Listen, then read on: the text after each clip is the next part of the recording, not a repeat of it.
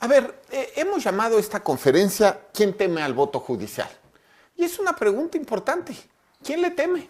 Pareciera que hay un grupo de personas, un grupo de individuos que le tienen mucho miedo a que la gente salga a votar el próximo 1 de junio y que está llamando a que no se vote. Es algo increíble, ¿no? Tantas luchas, tantos años para que primero los hombres blancos y ricos, después los hombres de diferentes razas, después los hombres,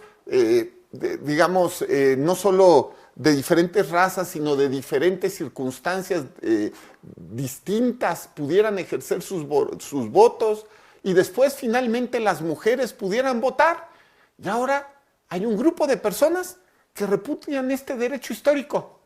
¿Está mal votar? ¿Es algo equivocado? ¿Debe lucharse en contra? ¿Ahora es un movimiento antisufragista? Es pregunta. ¿Quién le teme al voto judicial? ¿Quién le teme a que la gente designe o decida lo que se tiene que hacer? Miren, vamos a poner la siguiente. Y de eso se trata esta conferencia, ¿no?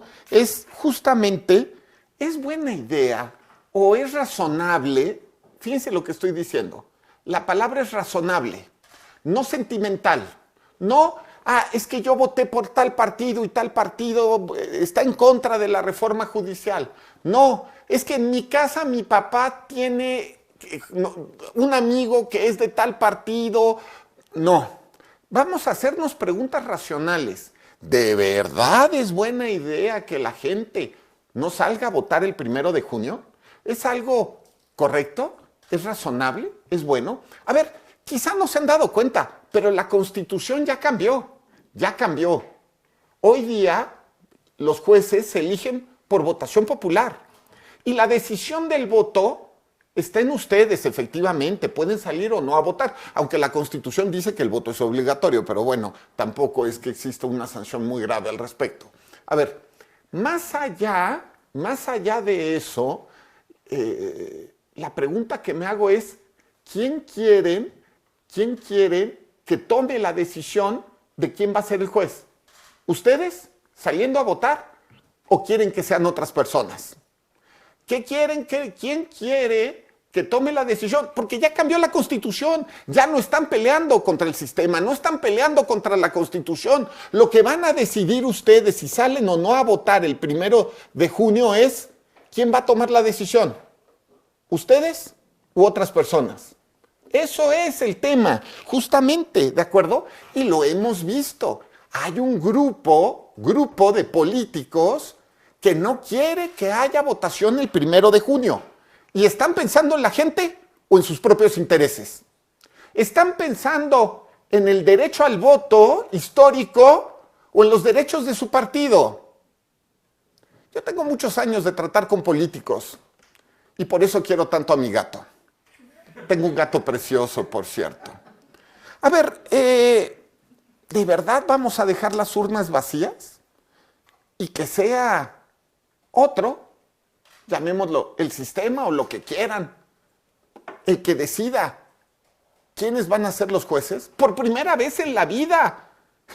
Es que de verdad, es que es irracional de cabo a rabo, de verdad. Por primera vez en la vida los ciudadanos pueden tomar una decisión y deciden no ejercer su derecho al voto porque están enojados porque no ganó determinado partido. ¿Es eso racional? Bueno, Ale y yo, que me da siempre mucho gusto estar, ahora sí que en un ala limón, como dicen en los toros, con Ale, la maestra Ale Tello va a dar justamente una primera parte de la conferencia. Yo continuaré con la segunda parte de la conferencia. Entonces, una vez determinada la hipótesis, quisiera que Ale haga uso de la voz, ¿no? Si me permiten, yo Sí. la maestra. La maestra Alejandra Tello es doctorante en filosofía por la Universidad Nacional Autónoma de México, es politóloga y administradora pública por la misma Casa de Estudios. Cuenta con el máster en Filosofía Jurídica y Política Contemporánea de la Universidad Carlos III de Madrid y la maestría en Derecho Electoral de la Escuela Judicial Electoral del Tribunal Electoral del Poder Judicial de la Federación. Asimismo, es especialista en Justicia Constitucional, Interpretación y Tutela de los Derechos Fundamentales por la Universidad de Castilla-La Mancha. Ha sido asesora en el IFE y en la Suprema Corte de Justicia de la Nación. Ha sido profesora de Ciencia Política en la UNAM y de la Universidad Intercultural Indígena de Michoacán. También ha sido consultora en ONU Mujeres, especialista de la OEA en misiones de observación electoral y firmante como persona experta de la Declaración sobre Derechos Político-Electorales de la población LGBTQA+ del continente americano. Actualmente se desempeña como profesora en la Escuela Judicial Electoral. Muchas gracias. Muchas gracias. Muchas gracias, estimado Juan Abelardo. Gracias por recibirnos una vez más aquí en el... Bueno, una servidora, ya habíamos estado acá. Habíamos tenido ya el honor de estar por estos lados, en el contexto del programa de la EGEVA. Y es un honor, de verdad, estar de vuelta por acá. Gracias a todos ustedes, al estudiantado de este tecnológico que nos acompañan hoy, que se tomaron unos, minutos de su tiempo para escuchar esta plática. Gracias, magistrado, de verdad. Es un honor siempre compartir el panel con un gran amigo y admirado magistrado. Y bueno, como ya lo puso sobre la mesa el magistrado, nuestra hipótesis es que no es una buena idea, ¿no?, promover el no votar. En recientes días hemos visto, ¿no?, lo que consideramos es una campaña para llamar a no votar a la ciudadanía. Lo hemos visto a partir de publicaciones en redes sociales. ¿Quiénes están justamente haciendo este tipo de publicaciones? Bueno, a mí me gustaría hacer como una advertencia de que lo que voy aquí a comentar va a ser con un enfoque desde la ciencia política y posteriormente, el magistrado lo hará desde el enfoque jurídico. Y bueno, así intentamos responder a la hipótesis del magistrado sobre la razonabilidad de no promover el voto en una democracia representativa. Entonces, hicimos un análisis, una revisión de las cuentas. Hoy en día hay muchas herramientas, softwares, que se puede hacer también manual, de cómo se hacen estas campañas en redes sociales, porque ya hay toda una tecnología, ¿no? Hay toda una práctica de cómo mover el discurso, las narrativas en las redes sociales, y lo que uno puede advertir sin una técnica tan sofisticada es que las cuentas que más promueven, que más retweets, que más trolls, que más bots contestan, justamente vienen de la clase política opositora al régimen actual, ¿no? ¿De quiénes estamos hablando? Lili Téllez, ¿no?, personajes de la oposición muy clara, que también tienen discurso político muy presente. Javier Lozano, Vicente Fox, ¿no? No sé si ustedes han tenido oportunidad de ver todos estos llamados a no votar, pero también es algo muy particular. Hemos visto que también han sido académicos que también su discurso, su narrativa va acorde a la oposición, ¿no? Que también los podemos, nuestra hipótesis es que son académicos de la oposición. ¿Qué tipo de académicos? Pues Lorenzo Córdoba, ¿no?, que ha publicado varias veces en redes sociales declaraciones públicas, incluso en el Universal, que esto es una farsa, que es un fraude, que no hay que salir a votar. Bueno, había dicho que estaba indeciso y ahora dijo que no, de plano él no va a votar. Tito Garza Onofre escribió hace unos días también en Nexos 10 razones para no votar. Y así, también, ¿no?, ayer una publicación muy yo le llamo alarmista, de Enrique Krause, salió a decir que esto es una clase de prostitución de la democracia, ¿no? Entonces, esos son los tipos de académicos que están llamando a no votar. ¿Quiénes más podemos identificar en estas publicaciones, en redes sociales? Integrantes también del Poder Judicial de la Federación, pues que les afectó la reforma. Obviamente, muchas y muchos de nosotros quizá no estábamos de acuerdo con esta reforma constitucional, quizá no nos parecía la mejor de las ideas, pero como lo ha dicho el magistrado de la Mata, no solo hace unos momentos, sino lo ha venido reiterando en varias conferencias, en las sentencias de la Sala Superior del Tribunal Electoral. Esta reforma, nos haya gustado o no, ya es constitución. Es una norma constitucional vigente que rige a todo el país, ¿no? Ya no es un proyecto de un partido político, de una fuerza, de un movimiento, es una norma constitucional vigente, ¿no? Entonces, obviamente somos sensibles, ¿no?, a cuando una reforma constitucional puede afectar el trabajo, los derechos de unas personas. Obviamente es entendible, pero vemos que este rechazo a la reforma ya se convirtió también en una oposición a la implementación y a la campaña para no llamar al voto justamente de integrantes del Poder Judicial de la Federación a quienes afectó la reforma, ¿no? Estoy hablando de magistrados, magistradas, juezas federales, ¿verdad? Ministros también de la Suprema Corte de Justicia de la Nación. Lo vamos a explicar más adelante cuáles han sido justamente las estrategias legales que se han intentado a partir de juicios de amparo y de múltiples suspensiones para detener esta reforma constitucional. Y también algo que en lo personal como politóloga investigadora me llamó mucho la atención es que también este llamado a no votar ha venido, lo podemos identificar, de organizaciones y personas que en sus cuentas se reconocen como libertarias. Voy a profundizar más adelante sobre qué es esto, porque, bueno, ahorita para darnos una idea, tiene que ver con el discurso antipolítico de personas como Milei, ¿no?, que en Argentina están promoviendo un desmantelamiento del Estado y de la política tradicional. Ahorita explicamos esto. Entonces, bueno, ¿cuál es la narrativa y los problemas que observamos?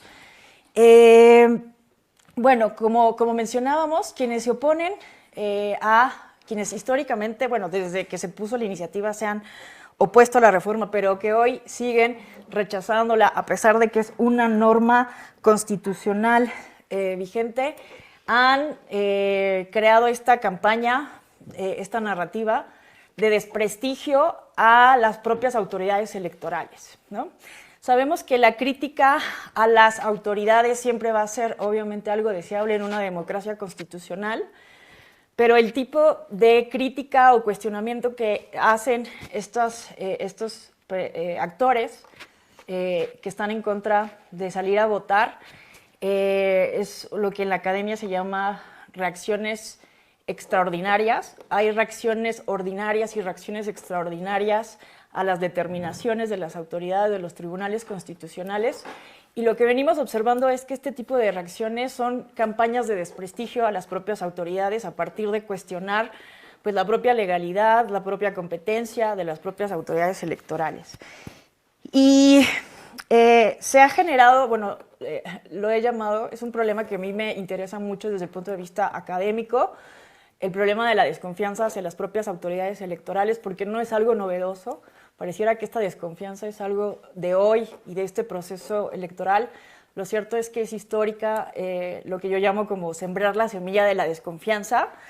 Y esto es un poco el fenómeno que hemos observado, que se pone en cuestionamiento las determinaciones de las autoridades electorales, cuando en realidad algo que es bien importante resaltar y poner en consideración y a la reflexión, de verdad, gracias a las autoridades electorales, al INE, a los soples, que son los institutos electorales locales de todo el país, al Tribunal Electoral del Poder Judicial de la Federación, gracias al profesionalismo, a la capacidad técnica, a toda la experiencia que se ha ganado a partir de organizar elecciones tan complejas en nuestro país desde los 90s, es que esta elección inédita, tan complicada, con bajo presupuesto, que ha tenido que ser implementada sin marco, sin una legislación secundaria, ¿no? Ha sido el INE y las sentencias del Tribunal Electoral las que le han dado viabilidad, razonabilidad a este proceso electoral. Entonces, no hace poco tiempo, todas y todos recordaremos cómo estos mismos actores salieron a marchar para defender al INE en la marcha de la llamada Marea Rosa. Y ahora están diciendo que el INE va a hacer fraude, que los votos se van a contar en lo oscurito, porque, insisto, están promoviendo esta campaña de desprestigio en contra de las autoridades electorales. Va el magistrado a explicar más adelante por qué estos argumentos no son, son completamente falsos, no son creíbles desde el punto de vista jurídico.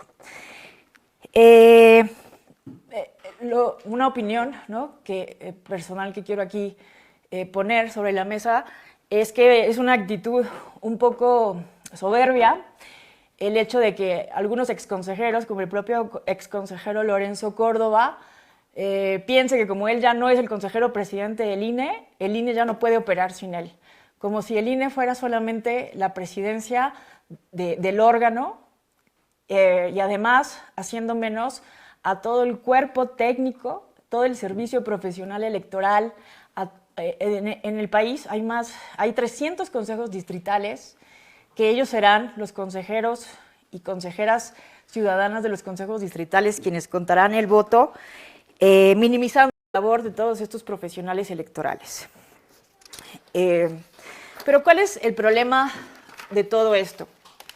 ¿Realmente es una protesta civil? Yo quiero sobre todo poner en cuestionamiento dos argumentos aquí.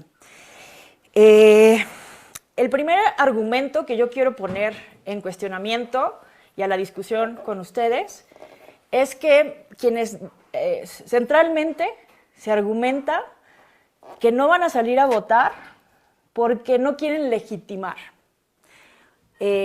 la reforma judicial. Es decir, dicen, yo no voy a votar porque con eso estaría legitimando algo con lo que yo no estoy de acuerdo, ¿no? El otro argumento que quiero poner sobre la mesa es que ponen esto como si fuera un acto de resistencia civil, ¿no?, como una clase de patriotismo, ¿no? Y eso es lo que yo quiero poner sobre la mesa desde varios autores aquí, y ustedes ya nos darán su opinión. El primer argumento, ¿no? Dicen, yo no quiero legitimar esto. ¿Por qué me parece, en lo particular, desde la ciencia política, problemático? Les quiero recomendar mucho un libro que se llama La crisis de la democracia, del politólogo polaco Adam Przeworski. Este politólogo polaco justamente pone en estudio este fenómeno que escuchamos muy seguido de la llamada crisis de la democracia representativa. Justamente pone sobre la mesa el hecho de que haya un discurso alarmista en donde se piensa que hoy en día la democracia está a punto de morir, ¿no?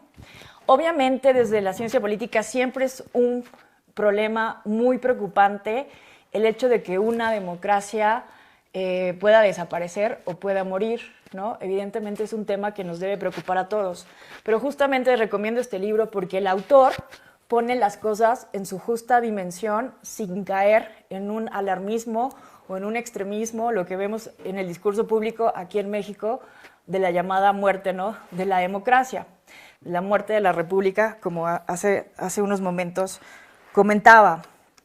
¿Por qué es problemático? Adam Przeworski nos explica por qué mueren las democracias y se pone a analizar experiencias históricas concretas.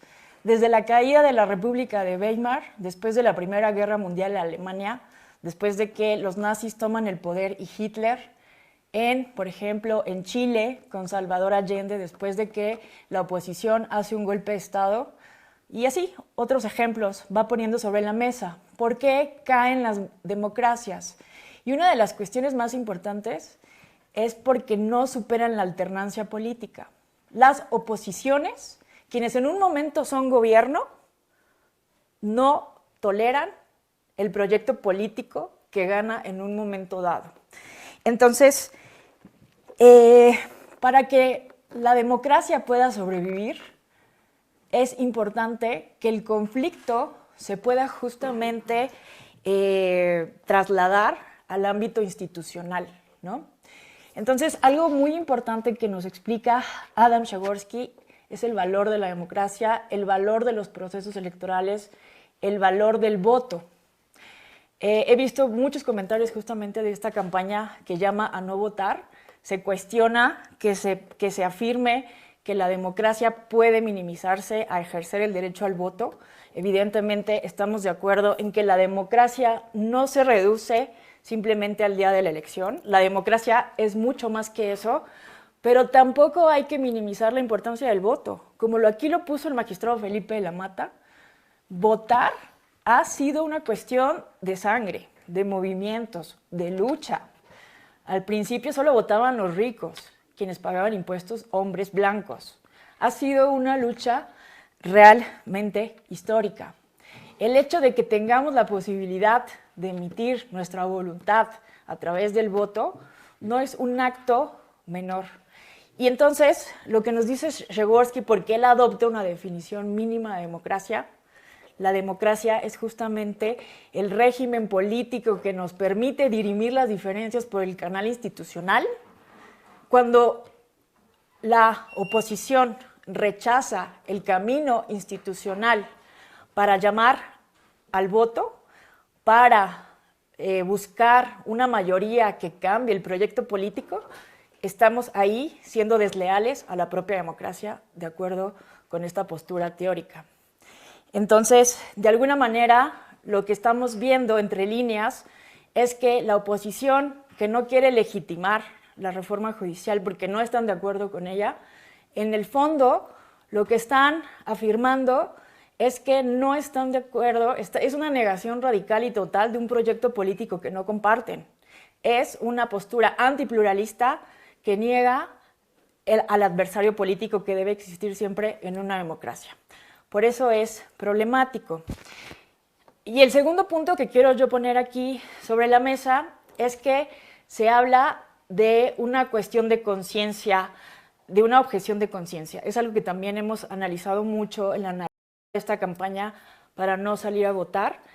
Se dice, es que yo desde mi conciencia no puedo avalar esto porque estoy en contra de la reforma judicial y lo están asumiendo como si fuera un acto de resistencia civil, como si muchas personas realmente estuvieran organizándose para protestar así en contra de la reforma.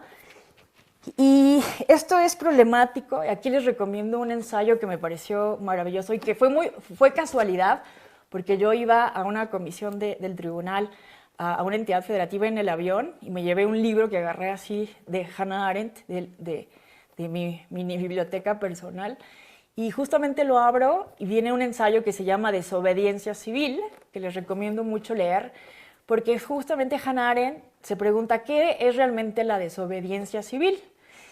Y va a cuestionar, va a separar lo que es la desobediencia civil de lo que es la objeción de conciencia. No quiero irme a los argumentos filosóficos que quizá puedan parecer muy abstractos o ambiguos, y se me ocurrió el siguiente ejemplo para ponerlo aquí bajo la discusión con ustedes. Pensemos en la objeción de conciencia de los médicos. Pensemos en el aborto, ¿no? En el derecho que tenemos las mujeres de abortar, ¿no? Y también que hay para las personas médicas a partir de la objeción de conciencia de no realizar ese procedimiento, ¿no? Que es un debate también constitucional muy importante.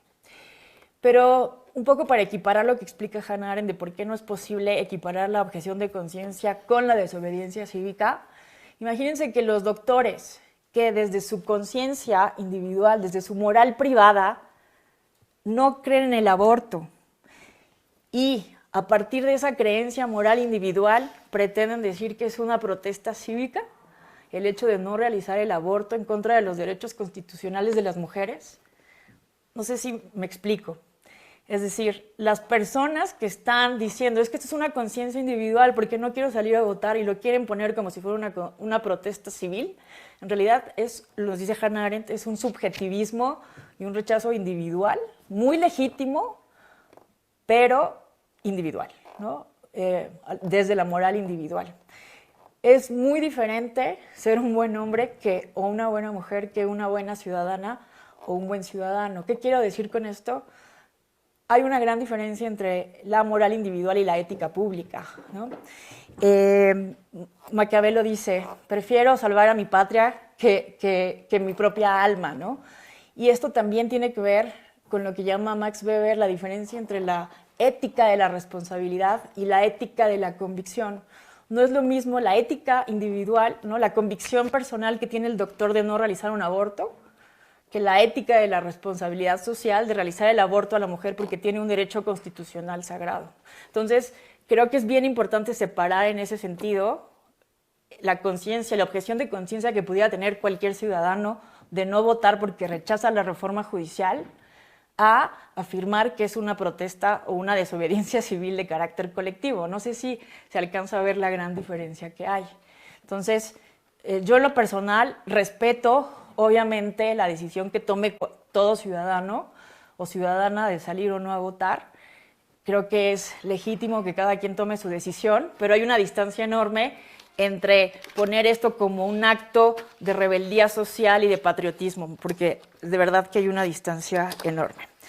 Y también, ya voy a ir cerrando esta parte de mi intervención, también me parece que es muy peligroso en términos democráticos prohibir, llamar a no votar en una democracia constitucional, en una democracia representativa, en el contexto de la crisis de las democracias que estamos atravesando en todo el mundo. Se me hace algo muy irresponsable porque me parece que reiteran lo que se conoce también desde la ciencia política como la cultura política súbdita. En los años 60, dos politólogos norteamericanos realizaron un estudio revolucionario que cambió la concepción que teníamos sobre cómo se influye en la democracia. Antes, en la ciencia política, se pensaba que la economía determinaba todo. Si un país era rico, iba a tener una buena democracia.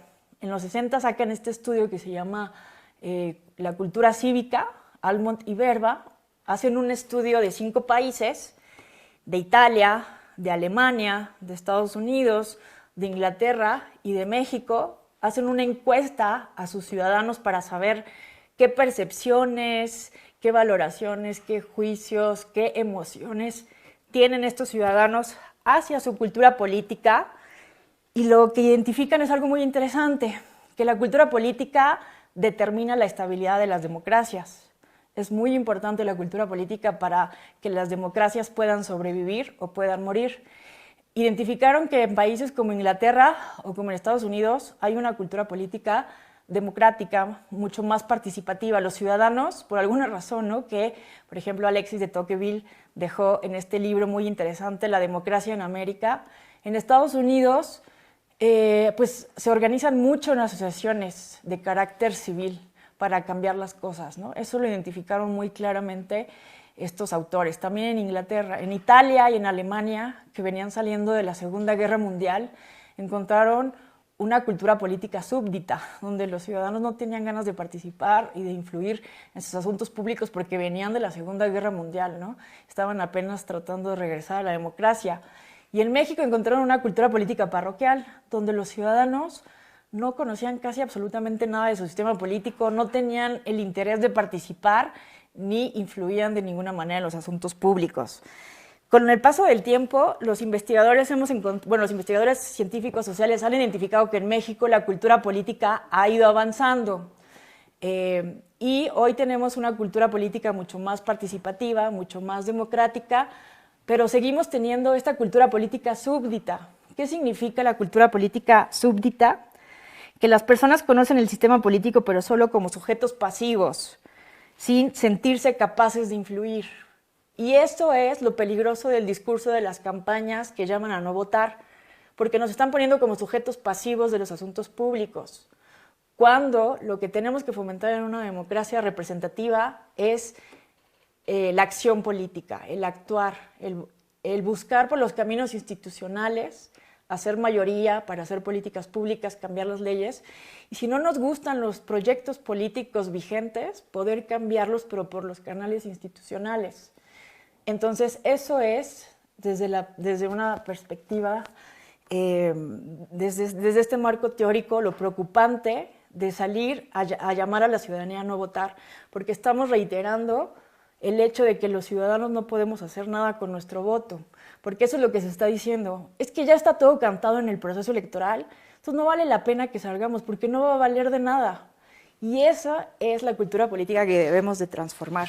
Para cerrar, quiero hablar muy brevemente también del peligro del discurso libertario que estamos identificando. Como les decía, hay varias personas, organizaciones que están sacando carteles de forma masiva llamando a no votar. ¿Y cuál es el peligro de esto? El peligro de esto es que también se tiene un discurso completamente antipolítico. Se está hablando muy mal de la clase política tradicional.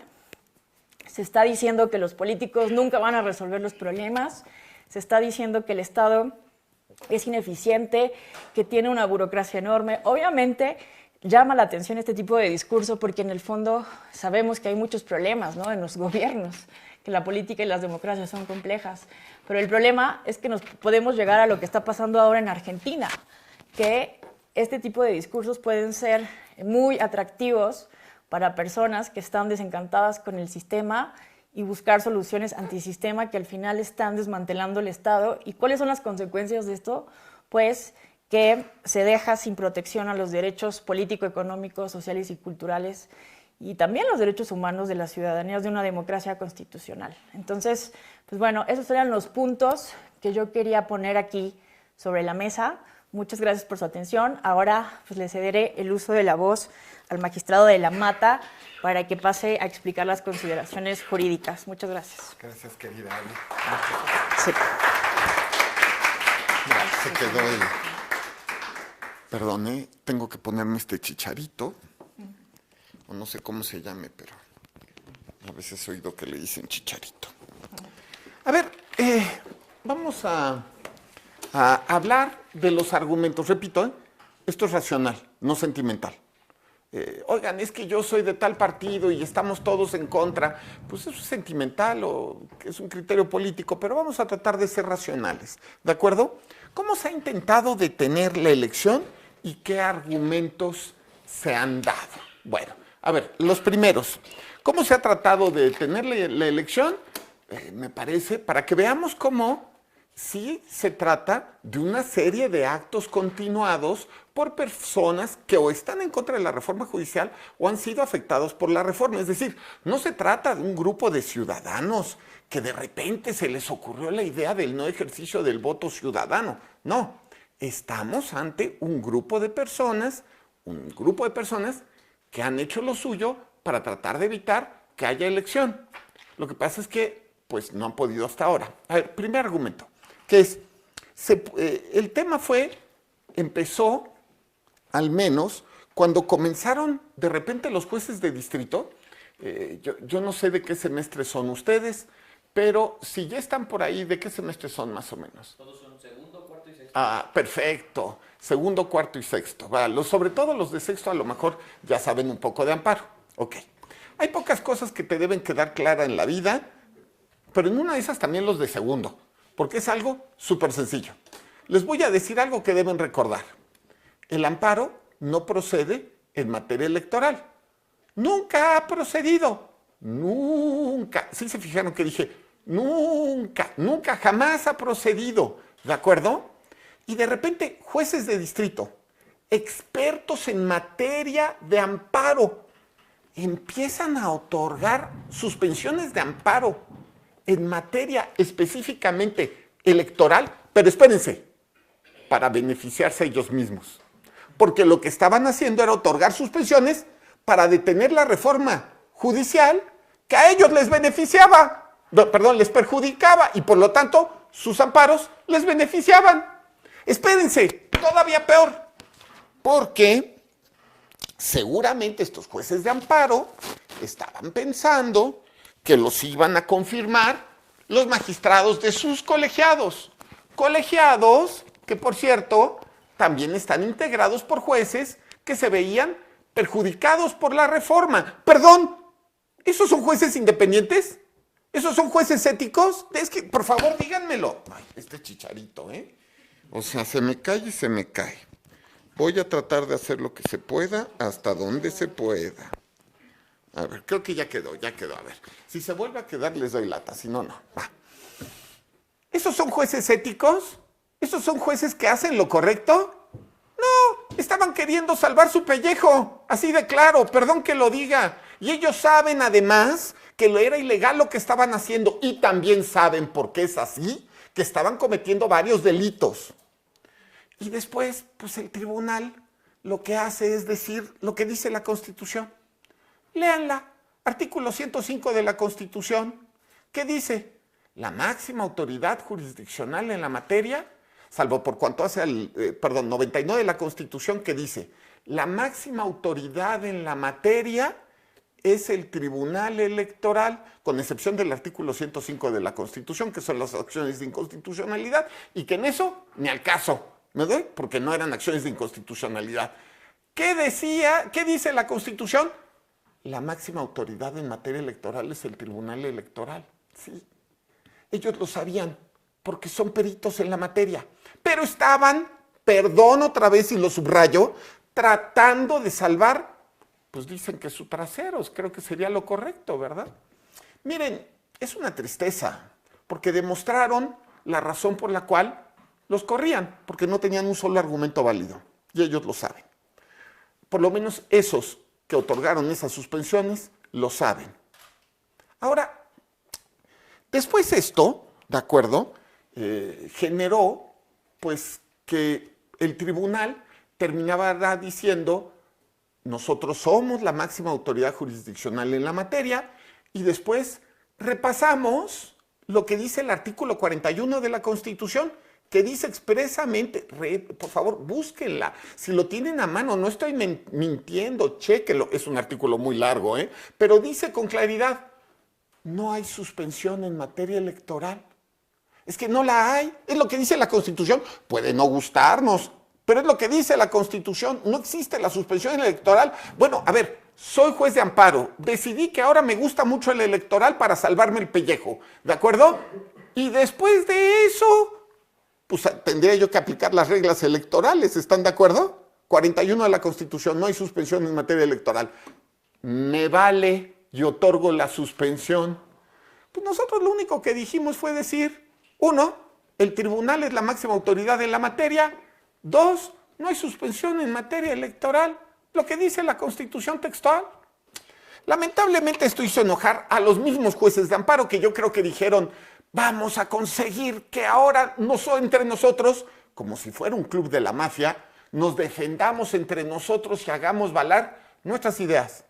Vamos a ver, miren, entonces, fíjense, la Corte acaba de publicar hace un par de semanas, poquito más, quizá 3, que una sentencia en la que resuelve contradicciones de criterio. La verdad es que la Corte,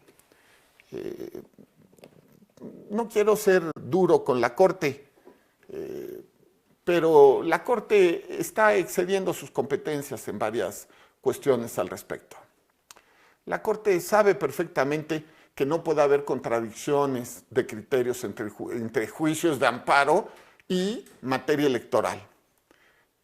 Pero extrañamente la Corte, por cierto, sin considerar que debían en su caso haber otorgado más de una recusación de algunos ministros que han de manera expresa dicho, ¿de acuerdo?, que estaban en contra de la reforma electoral, ¿de acuerdo?, sin decir, reforma electoral judicial, ¿de acuerdo?, sin decir esto y sin otorgar las excusas relativas, ¿de acuerdo?, deciden meter a ese grupo de ministros también a resolver, lo cual a mi juicio reducía la legitimidad de la sentencia, porque ellos ya tenían la idea de que había que tirar de alguna manera la reforma judicial electoral. Cabe decir también que yo, igual que los ministros, he dicho, lo dije muchas veces antes de la reforma, que yo estoy en contra de la reforma judicial electoral. Sí, yo creo que la carrera judicial electoral es judicial es el mejor sistema para selección de jueces. Pero también juré, como dirían en otros países, aquí decimos protesté, cumplir y hacer cumplir la Constitución. Y en la Constitución ahora hay otro sistema, y es lo que tengo que hacer que se cumpla. ¿De acuerdo? Bueno, ok. Llega el caso ante la Corte resuelve hace unos días y deja claro, yo creo que sin ser obligatorio para el tribunal, tendremos en su caso que analizarlo, pero yo creo que no, no lo sé, porque tampoco es clara la sentencia, es decir, no lo dicen, no lo sé, tendremos que ver cómo se interpreta, de acuerdo, pero la Corte resolvió que las suspensiones concedidas por jueces de distrito en amparo solo pueden ser confirmadas, modificadas o revocadas por los tribunales colegiados de circuito o la propia Corte. Pues si estamos de acuerdo, nadie revocó a nadie, ¿no? No revocamos a los jueces de distrito, no. Que las sentencias de la Sala Superior solo eran opiniones. Perdón. ¿Qué? O sea, ¿nadie leyó el 99 de la Constitución? ¿O solamente es un tema de insultar? Y lo digo así, ¿o qué quieren decir?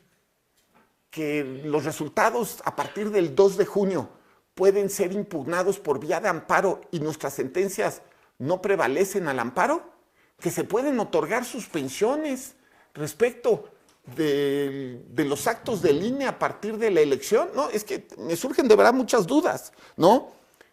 Si solo son opiniones las sentencias del tribunal, debe entonces prevalecer a partir del 2 de junio todas las sentencias de amparo que se dicten en contra de los resultados. ¿Pueden haber sentencias de amparo en contra de los resultados? Es que de verdad la Corte es sumamente confusa. La sentencia es contradictoria porque al final se ordenó revisar todas las suspensiones tomando en cuenta que es improcedente el amparo en materia electoral. Es que, de verdad, lean esa sentencia, pasará a la historia, créanmelo. Se reiteró lo ordenado por la Sala Superior de alguna manera. Por un lado dice, son opiniones, pero el tribunal sí es la máxima instancia. Bueno, no se entiende. Y lo que sí se ve, y eso es una tristeza, es una serie de adjetivos en la sentencia, ¿no? Cuando ya los argumentos son ad hominem, a ver, mi mamá decía que cuando alguien te dice de groserías, lo mejor es no responder, de verdad. Ahora sí que no hay que darle pues su lugar a personas que caen tan bajo, sobre todo cuando estás sentado en una silla de ese nivel. Las sentencias no son opiniones, son resoluciones definitivas, ya sea por mayoría o por unanimidad. Luego, a los jueces más altos del país hay que recordárselos, ni hablar. El tribunal es un tribunal constitucional y está a la misma altura de la Suprema Corte. Punto. Solamente que en diferentes materias.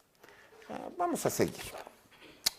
Lo chistoso fue que se presentaron estas solicitudes de, digamos, de análisis de esta contradicción, pues, por los mismos jueces que querían detener la reforma para beneficiarse a sí mismos. Miren, plenos de tribunal colegiado de circuito, la jueza directora de la Asociación de Magistrados, diversos magistrados de circuito, jueces, comité de evaluación del Poder Judicial de la Federación. ¿Ya se dan cuenta? Personas que son parte, porque es la verdad, son parte, pero no parte desde la perspectiva judicial, no parte desde la perspectiva de la contradicción de criterios, tenemos una diferencia con un tribunal, no, parte beneficiada. En fin, la siguiente, por favor. Ahora, justo venimos entonces de un sistema en el cual un grupo de jueces, magistrados, políticos de oposición, académicos que en realidad son políticos de oposición, no son académicos independientes, oigan, no, son políticos de oposición disfrazados de académicos, ¿de acuerdo? Que están llamando, se dice justamente que votar legitima la reforma y que no debemos hacerlo, ¿no? Aquí hay que decirle, perdonen, nuevamente vuelvo a lo mismo. La reforma ya tiene legitimidad y legalidad. Legitimidad en tanto fue votada por la Cámara de Diputados y de Senadores. Es una norma constitucional vigente, publicada. Puede no gustarnos. Soy el primero en decir que no me gusta, ¿de acuerdo? Pero, vuelvo a reiterarlo, es una norma constitucional obligatoria. ¿Quién quieres que tome la decisión? ¿Quién? ¿Tú u otros? ¿Y esos otros quiénes son? ¿El sistema? Vamos a decirlo así. Lo inteligente sería lo contrario, ¿verdad? Entonces, ve, sal y vota para que no sea el sistema el que tome la decisión. Pero está al revés el tema. En fin, curiosamente se levantó una encuesta en el Financiero en mayo, hace unos días, ¿de acuerdo?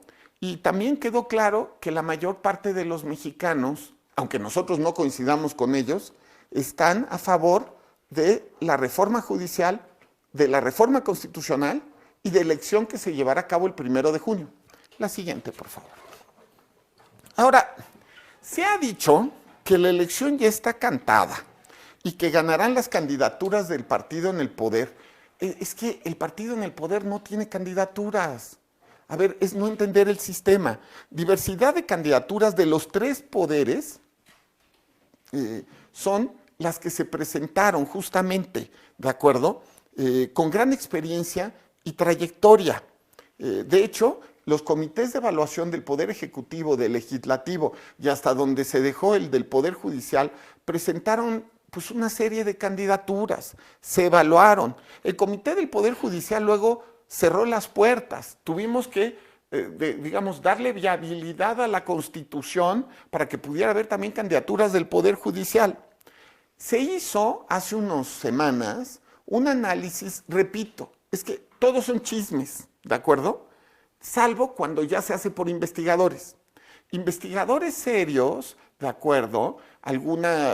Particularmente Harvard, analizó todos los perfiles de todos los candidatos de los 3 comités y determinó que la gran mayoría no tiene afinidad partidista. A ver, vuelve a ser lo mismo. Lo que pasa es que hay que ver las candidaturas, meterte a estudiarlas y votar por quien tú creas que es mejor. Alguien con no afinidad o no afinidad. Ahora, voy a seguir.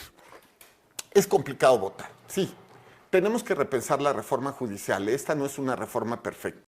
Sobre todo en temas electorales, a mí me habría gustado que los que escribieron la reforma constitucional hubieran conocido un poco del sistema electoral.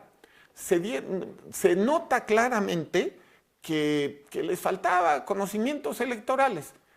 Puede ser que sepan de constitucional, pero de electoral no. A ver, ¿qué es lo que quiero decir con esto? ¿Es complicada la forma? Sí, sí es diferente, es compleja, pero no estoy diciendo que sea una porquería ni que sea imposible. Las boletas tienen rasgos de intuitividad, si es que se puede decir así, ¿de acuerdo? Es decir, se me pueden ocurrir otras mejores maneras que muy probablemente se utilicen después en el 27. Pero tampoco es así que estén en turco, ¿no? O en árabe o en chino y tengas que llevar tu traductor de Google o ni eso puedas llevar y tengas que llevar un diccionario de árabe. No, a ver, tendrás que leer y para ejercer tu derecho al voto, llegar a una conclusión. Por otros lados, se han hecho herramientas para informarnos. Hay el sistema Conócelos, ¿de acuerdo? O Conóceles. Yo lo usé la semana pasada. Yo ya empecé a hacer mi lista, ¿de acuerdo? Ahora utilizan la palabra acordeón. No sé si es así. Yo nunca copié en la escuela, aunque no lo crean. Así que no sé si los llamo acordeón o no. Pero, sí, de verdad no lo hice, ¿eh? ¿De acuerdo? No sé por qué se rieron. Pero nunca copié. Y eso es lo que tengo que decirle a mis hijos, ¿de acuerdo? Ahora, yo llego con mi lista porque me puse a usar el sistema Conóceles. Tuve que invertirle el tiempo. Incluso, aquí está Mercedes, mi secretaria particular, y me ayudó a usar el sistema, ¿de acuerdo? Y a ver la lista, conocer las personas, pues sí, hay que darle tiempo. Son más candidaturas, sí, la verdad que sí. Pero tampoco es imposible, ¿de acuerdo? Y también practiquemos el voto, ¿por qué no? También está el sistema de practica tu voto. Sí, tenemos como responsables, como ciudadanos responsables, que hacerlo. ¿Es más complejo? Sí. ¿Es imposible? No. Ya está. Y además es la primera vez que lo hacemos. Chavos, chavas, chaves, no sé si se han dado cuenta que este va a ser el primer país del mundo que haga una elección de este tamaño. Una elección histórica, ¿de acuerdo?, de jueces, y México se vuelve o se volverá el paradigma de este sistema. Claro, por supuesto, que conforme vayamos aprendiendo, lo haremos mejor. Por lo pronto, hay que darle viabilidad a la Constitución, ¿de acuerdo? Bueno, la siguiente. Realmente no hay garantías de certeza en el conteo de votos. Dios, esta es la que no soporto. Porque, no, de verdad, esta es la que me duele la panza cada vez que lo oigo. Primero porque llevo 27 años en materia electoral. 27 años, más de la edad que tienen ustedes. Cuando sus papás se conocieron, probablemente yo ya estaba en el Tribunal Electoral, ¿de acuerdo? Ahora, quiero que piensen algo. Tenemos instituciones que han probado su eficacia. El IFE-INE ha probado su eficacia. No hay dueños del INE-IFE, no hay grupos políticos dueños del IFE-INE. Hay instituciones, lo que dijo Ale, es que, Ale, lo dijiste muy bien. El INE, bendito Dios, no son ni sus consejeros ni sus presidentes, ¿no? ¿Qué es? Pues es un grupo de servidores públicos, casi todos de carrera, que están en todo el país y que de verdad hacen su chamba. Para entrar a chambear al INE, tienes que prestar exámenes. Para ir subiendo en el sistema de carrera, tienes que ir pasando exámenes. Y lo sé, porque además nosotros terminamos viendo las impugnaciones sobre el sistema de carrera. A ver, es verdad que va a ser ahora otro sistema de conteo de votos. No va a ser la ciudadanía la que cuente los votos, pero sí va a ser la ciudadanía la que reciba los votos, la que los reciba. A ver, así, por ejemplo, cuando uno va a su casilla, de repente te encuentras a tus vecinos. Por ejemplo, hace unos años encontré en mi casilla a una vecina que era amiga de mi mamá, ¿no? Que ya en paz descansa mi mamá, y era miembro de la mesa de casilla, y me dio un gusto enorme, y dije, oye, Lourdes, dame tu teléfono, saludarte, de verdad fue un gusto enorme, ¿no? Porque ella era la que recibía mi voto, ¿de acuerdo? Va a pasar idéntico esta vez. Son nuestros vecinos los que van a estar presentes recibiendo nuestro voto. Van a ser los que tengan la lista para votar, van a ser los que marquen nuestro dedito, van a ser los que nos den las boletas, van a ser los que estén echando el ojo y después van a ser los que lleven las boletas a la urna. Ahora solo va a ser una urna.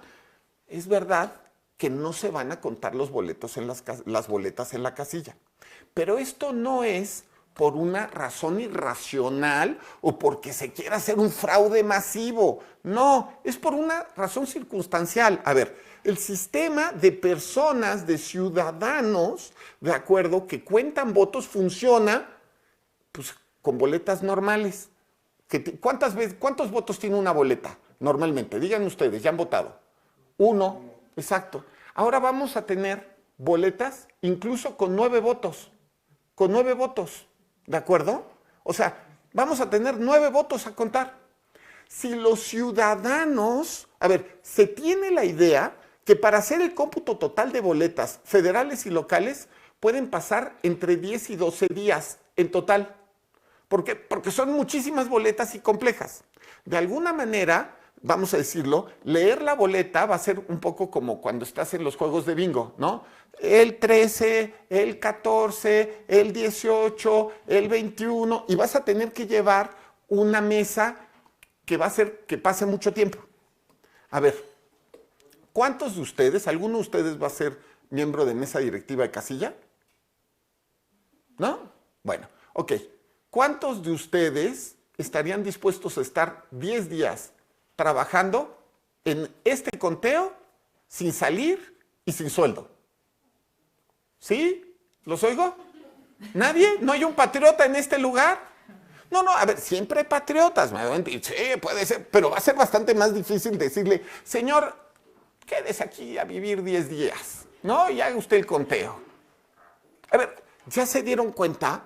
Es por eso, no es porque, o sea, simplemente, ahora, tiene tema, bueno, ok, entiendo que no sean los vecinos los que hagan el conteo. Va. Entonces viene la pregunta, ¿quién lo va a hacer? lo van a hacer los funcionarios que siempre organizan las elecciones. Los funcionarios que incluso llevan a cabo los recuentos y que están especializados en el tema, es decir, ya lo han hecho, los recuentos, y a veces los recuentos son del 70% de las casillas nacionales, si recuerdo bien, que fue lo del año 2018. No es algo nuevo y que nunca ha pasado, ya han habido conteos en sede distrital. ¿Cómo lo van a hacer? Ante su consejo. Van a llegar, paquete número 4, venga el paquete número 4, 1, 2, 3, 4, así. ¿Quiénes son? Funcionarios que han pasado el examen, que están capacitados, que saben hacerlo y que ya lo han hecho. Ante la vista de la ciudadanía, porque además va a haber cámaras en todos lados, todo el mundo lo va a ver. Perdonen otra vez, es que no hay garantías de certezas en el conteo de votos. Estos son los mismos funcionarios que hace unos meses fueron ellos, lo subrayo, los que organizaron la elección y que todo el mundo dijo que estaba muy bien organizada y que reconocían los resultados. Los mismitos. La siguiente, por favor. Ahora, miren, yo lo que quiero hacer notar es que tenemos un gran Instituto Nacional Electoral. Es uno de los mejores del mundo y uno de los que tienen más funciones. También uno de los sistemas de carrera más importantes que tiene nuestro país, probablemente el más grande ya, ¿no? Ahora que desaparece la carrera judicial. Lo que quiero hacer notar es que evidentemente y en estas condiciones y dada la manera en la cual estas boletas son tan diferentes, tan complejas, de verdad va a ser tan relativamente lento el conteo porque tienes que ir contando 9 votos en lugar de 1 por boleta, ¿de acuerdo? Y después sumar pues todas las posibilidades dentro de los 60 candidatos que hay para la Suprema Corte, si es que recuerdo el número, pues evidentemente pues te vas a tardar un montón en sumar, no va a ser tan rápido como en otras ocasiones, ¿de acuerdo? Bueno, la siguiente. Ahora, también hay que decirlo, la cadena de custodia está garantizada, porque luego estos que son como conspiranoicos, ¿no? Que dicen, no, es que entre la casilla y el distrito, en el distrito sí van a contar bien, pero entre la casilla y el... ahí va a estar el fraude. Miren, llevo 27 años en esto, de verdad. Esto lo oigo a cada rato. Lo que pasa es que ahorita está teniendo como mucha resonancia. El procedimiento, este procedimiento es lo mismo. A ver, ciudadanos, vecinos, amigos incluso, están ahí parados viendo, ¿de acuerdo? Y de repente dice, se terminó la votación. Cierran casilla, adivinen qué, la llevan de acuerdo, en su caso, al INE y con los funcionarios electorales que están capacitados específicamente para eso y que adivinen qué, fueron los mismos que llevaron las casillas de la elección de 2024. Y adivinen qué más, los van a guardar en los mismos depósitos, muy probablemente, digo, a lo mejor alguno cambiará, pero van a ser en los consejos distritales, donde guardaron los votos de 2024, con las mismas garantías de protección del voto de 2024. Sí, la misma elección donde todo el mundo dijo que había sido una gran elección y que todo el mundo reconocía las votaciones, ¿de acuerdo? Los paquetes electorales están firmados y sellados por la ciudadanía, ¿de acuerdo? Y se depositan firmados y sellados en una bodega custodiada, ¿de acuerdo? Habrá sistemas de recolección de los paquetes por parte de los mismos funcionarios que han demostrado pues ser justo grandes, de verdad, grandes profesionales en la materia. Los únicos que tendrán contacto con los paquetes, pues serán justamente esas personas autorizadas, que serán las menos. Las y los consejeros distritales verificarán que los paquetes electorales estén íntegros, es decir, cuando los saquen, pasarán los consejeros electorales y dirán, paquete 4, otra vez, ¿está sellado? Sí. ¿Está firmado? Sí. Pásenlo a contar. ¿Ya me doy a entender? Es el mismo sistema. Es que, de verdad, ¿cuál es el tema? Esto es como si dicen teorías de la conspiración, cosas como que el hombre no llegó a la luna, ¿de acuerdo? O la CIA mató a John F. Kennedy. Bueno, esto último sí puede ser cierto, ¿de acuerdo? Busquemos otro ejemplo, ¿de acuerdo? El escrutinio y cómputo será transmitido en vivo en todo momento, ¿de acuerdo? Las fuerzas de seguridad del Estado mexicano, el ejército, garantizarán la seguridad de los paquetes. A ver, confiemos en el Instituto Nacional Electoral que ha hecho su trabajo profesional incluso en 2024 y confiemos en el ejército mexicano. O ya también entraron a la teoría de la conspiración los del ejército que no resguardarán los paquetes. Ya es así como... Ahora, yo lo que quiero decir...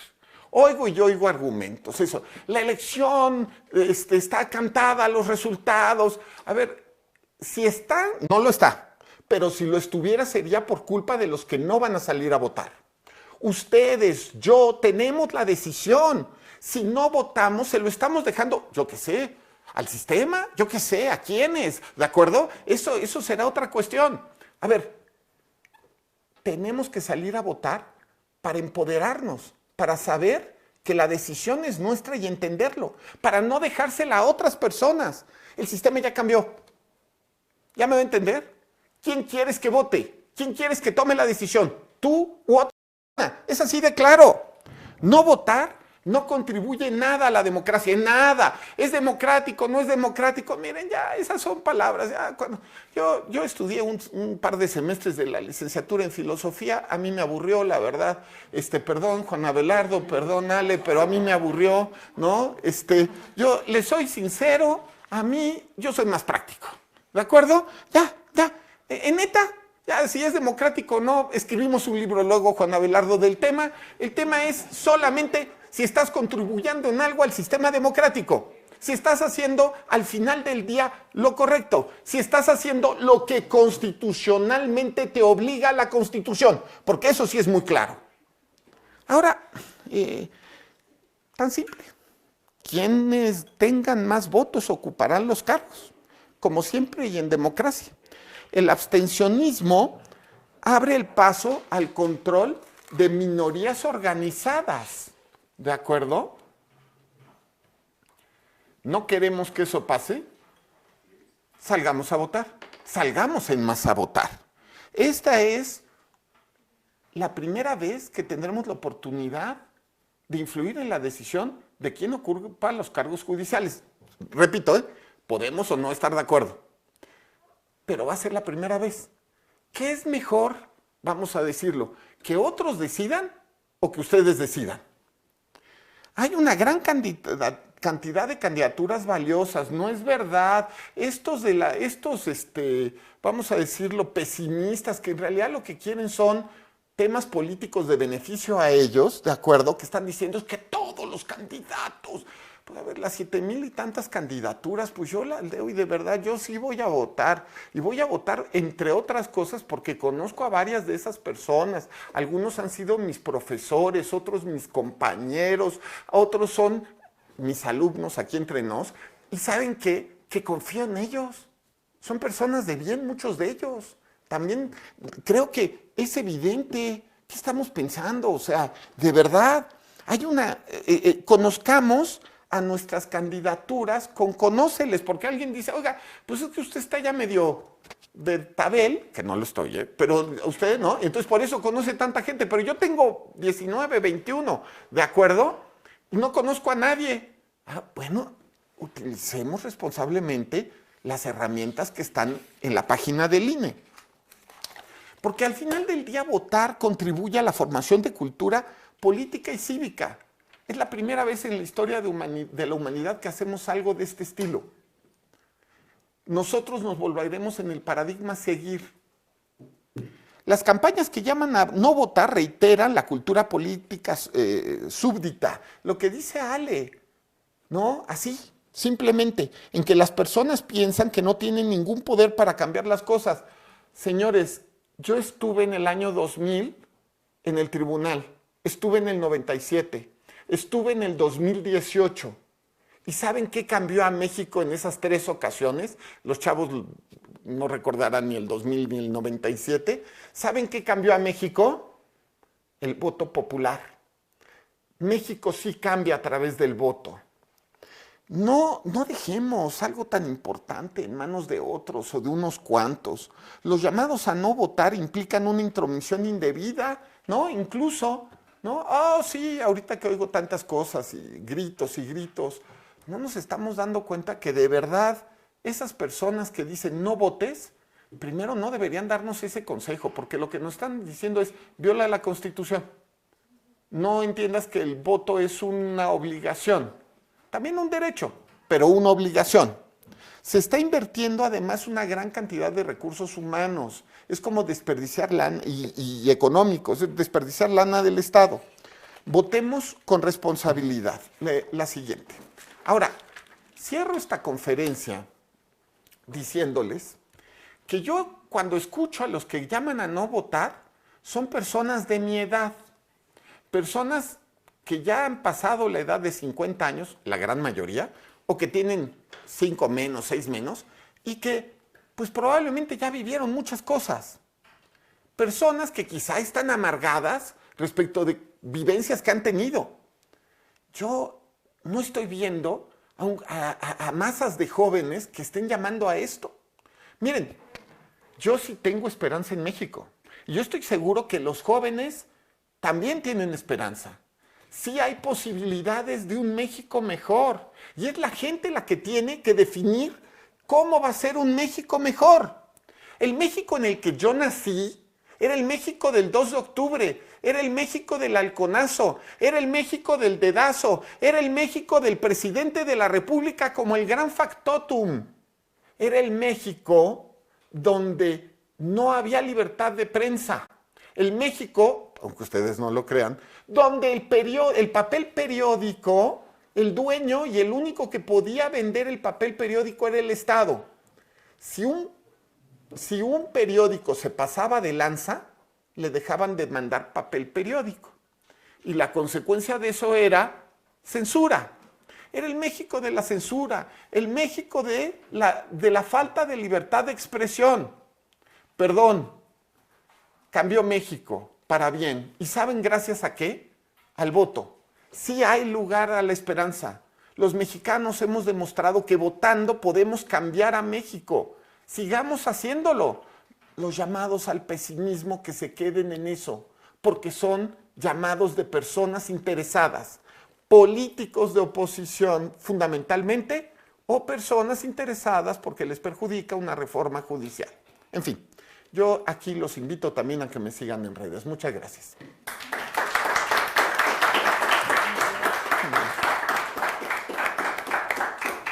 Muchas gracias, el maestro Felipe Lamata y al TEI. Pues a nombre de la institución queremos agradecerle, magistrado. Voy a dar lectura a un reconocimiento que le extiende la institución. Dice, se le otorga el presente reconocimiento al magistrado Felipe de la Mata Pizaña por su participación en la conferencia magistral, quien le teme al voto electoral, a los alumnos y profesores de la Escuela de Ciencias Sociales y Gobierno, el 30 de mayo del 2025. Muchas gracias, Juan Abelardo. Muchas gracias. Y si los chavos quieren preguntar, estoy abierto, ¿eh? ¿Alguien quiere, tenemos tiempo, un par de preguntas? Sí, por favor. Yo tengo una duda. Licenciado, yo comparto la opinión respecto a que esto ya no se trata de estar en contra de la reforma judicial, porque pues ya fue aprobada, entonces ya no es como que, aunque estemos en contra, pues ya está aprobado. Y comparto la opinión de si yo puedo hacer algo por aportar e informarme sobre las personas de las cuales va a depender la justicia en mi país, pues lo haré y saldré a votar. Sin embargo, sí me surgió una duda respecto de la protesta civil. O sea, ¿en qué momento una convicción moral individual deja de ser meramente individual y se vuelve pública hasta poder llegar a ser un movimiento o una ideología para que sea considerada una propuesta civil? Si en cuanto a la aprobación de la reforma judicial estuvo esta polémica que la presencia significativa o mayoritaria era respecto de un partido, ¿se podría esto considerar una imposición si bien no de violencia, pero sí constitucional, ¿por qué no esta opinión contraria no se podría considerar una protesta? Claro. Voy a decir yo lo jurídico, y Ale, que es la mera merengue en ciencia política, va a responder su parte. Te voy a decir algo. Yo creo, antes que todo, como buen jurista, ¿de acuerdo?, que el derecho tiene que cumplirse. ¿Ya me doy a entender? La Constitución no es ni una poesía ni una novela. La Constitución tiene que cumplirse. La Constitución establece un nuevo sistema de cumplimiento y de designación de jueces. Tiene que cumplirse. La Constitución dice que el voto, si bien es un derecho, también es una obligación e incluso tiene una sanción ahí medio rarita, pero tiene incluso una sanción. ¿De acuerdo? Que no es gran cosa, pero ahí está la sanción. Va. La siguiente cuestión que nos tenemos que preguntar entonces es, ¿jurídicamente es obligatorio salir a votar? La respuesta es sí. ¿De acuerdo? Entonces, las protestas tampoco pueden estar al margen del cumplimiento constitucional. Ahora, eso no significa que, digamos, desde una perspectiva ética y filosófica, cada quien tenga una posición libre, haya libertad de expresión, libertad de prensa, que digas tu opinión, que la hagas valer, que quieras que se cambie la Constitución y que finalmente una mayoría de mexicanos en las urnas defina que se tiene que cambiar la Constitución. Todo eso, ¿de acuerdo? Pero mientras la Constitución sea Constitución, se tiene que cumplir. Ahora, dicho lo anterior, le voy a decir a Ale que si nos ayuda. ¿No? Sí, con gusto. Bueno, es que justo yo ponía el ejemplo, ¿no?, de la objeción de conciencia de un médico, por ejemplo, que se quede en el ámbito individual, y justo mi crítica es que no salir a votar se puede quedar justamente en un terreno similar de lo individual, porque al final no estamos haciendo alguna acción colectiva para transformarlo. Solamente es decir, no voy a votar y se acabó, desde el punto de vista individual. Y hay muchas formas legítimas de protestar y de cambiar las cosas en una democracia, ¿no? Más allá de no salir a votar, ¿no? Porque, insisto, es cuestionable que eso sea algo colectivo, algo civil. Es una conciencia individual, pero colectivo. Solamente porque muchos individuos no lo hacen, no significa que sea algo realmente una acción colectiva desde el punto de vista político. Entonces, ¿qué podemos hacer? Hay muchas cosas que podemos hacer, ¿no? Las protestas, las manifestaciones, que nos salimos a las calles, en grupo, ¿no? Las feministas, por ejemplo, las feministas hemos cambiado muchísimas cosas a partir de la protesta, salir a gritar juntas, las mujeres feministas, de ir por ejemplo, a partir del litigio estratégico, ¿no? Muchos juicios ciudadanos, buscar, hay una iniciativa popular, las y los ciudadanos podemos presentar iniciativa popular para proponer reformas legales. Entonces, hay muchos caminos que pueden justamente trascender el plano individual para ir al plano de lo colectivo. No sé si me doy a entender un poco este punto de vista. A ti, muchas gracias por tu pregunta. Me gustaría muy brevemente, Sí. rápidamente, porque se ha platicado mucho que no pasa nada si uno no vota, pero precisamente la Constitución prevé alguna cosa. Sí. Y hasta donde yo recuerdo, nunca se ha sancionado a nadie por no votar, ¿verdad? No, nunca. Un par de palabras Nunca. sobre esto. Digo, no tengo a la mano la Constitución, pero efectivamente la Constitución establece que si bien es un derecho el voto, también es una obligación. E incluso puede tener como sanción la suspensión del derecho al voto y de los derechos políticos electorales el no votar. Nunca se ha aplicado, pero lo cual siempre me ha parecido que la Constitución podría mejorar en este tema, ¿no? Porque castigas al que no votó suspendiéndole el derecho que no ejerció. No sé si es castigo o premio, ¿no? Tiene que repensarse la Constitución. Y a lo mejor, ¿por qué no crear un sistema de verdadero voto obligatorio, como pasa en casi toda Sudamérica, ¿no? Donde haya consecuencias eficaces para las personas que no votan. Por ejemplo, que no puedan sacar su licencia para conducir, sacar su pasaporte. Y hay países en los que incluso llegan a haber multas, ¿de acuerdo? Tendremos que pensarlo, debería pensarse. Sí, pero bueno, parece que si uno no vota, pues tampoco es que lo sancionen. No, a ver, la Constitución establece una consecuencia legal, no creo que sea la más eficiente, y nunca se ha aplicado en los 27 años que yo he visto. Entonces, me parece que hay que decir, no hay consecuencia, lamentablemente, ¿no? Pero sigue siendo una obligación. En la Constitución así se define.